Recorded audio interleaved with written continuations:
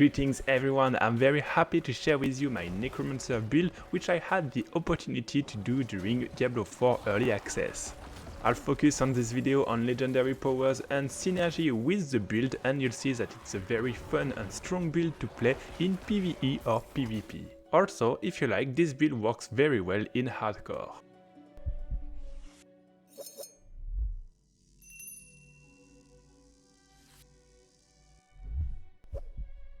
I'll start with the skills and gear, and keep in mind that you want to always be healthy, but also to get overhealed. That's why we'll be playing Fortify too. You want to start with Hemorrhage in order to gain Fortify and Essence, and you link this one with Damage Reduce. 20% will be very strong for your character, and increase attack speed. It will be very handy against bosses in order to generate Essence. We have Blood Mist, our escape spell. It will be very good in PvE but also in PvP, and you can link this one in order to detonate corpse. It's not mandatory, but it will give you a bit of cleanse.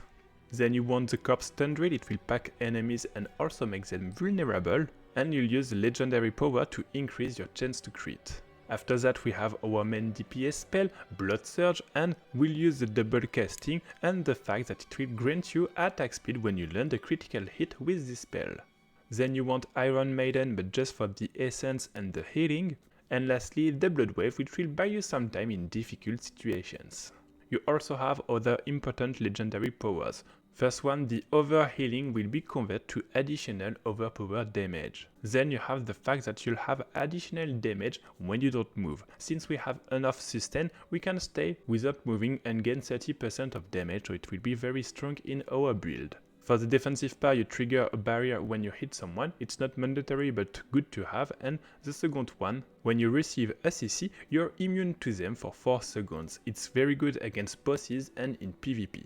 For the gems, it's easy, just put ruby in your armors and weapons, armor for the increased life and weapon for the overpower damage. On accessories, you'll want resistances, so either a specific resistance or just diamonds. The only thing that you need to pay attention in this build is the Rasmas power, because you'll see that when you have 15 stacks, your next skill will be overpower and do a very good damage. So you can either do it on the Blood Mist, it's strong against bosses, or on your main DPS spell in order to have a better AoE damage. So make sure to monitor this passive, which is the only tricky point in this build. For the Book of the Dead, you want to sacrifice every one of them in order to get first critical chance, then you want overpowered damage, and lastly increase life. So now I'll speak about the three. You also have the link below the video on the article if you want. You want first to get Hemorrhage with the Fortify, and then the Blood Surge with the overpowered damage. After that you go for the Blood Mist and you get the Fortify too. At the end, you'll put the remaining point on Blood Mist, or if you want you can put some points instead in Corpse Explosion, which will be triggered by the Blood Mist. You get the Corpse passive, which will increase your damage after detonating a corpse, and then you get to the Curse, just 1 point, and you get 2 passives.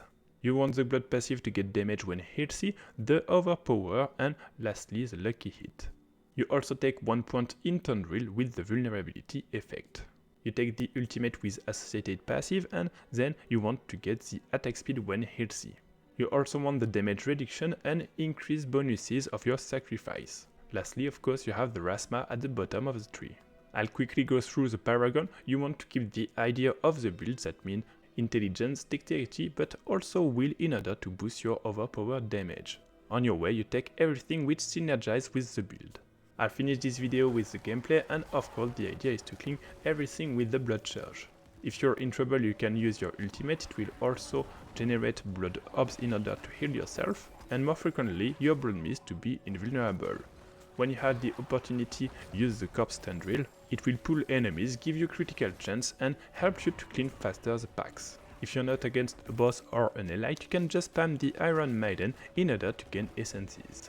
Otherwise, when you're fighting a boss, you'll need to spam your Hemorrhage in order to get the essences. Don't forget that it also gives you damage reduction, so make sure if you are in trouble to use this one. For bosses, otherwise it's quite easy, just move the less possible in order to stack your damage bonus up to 30% and spam your Blood Surge. When you're out of essence, charge it with Hemorrhage and do it again.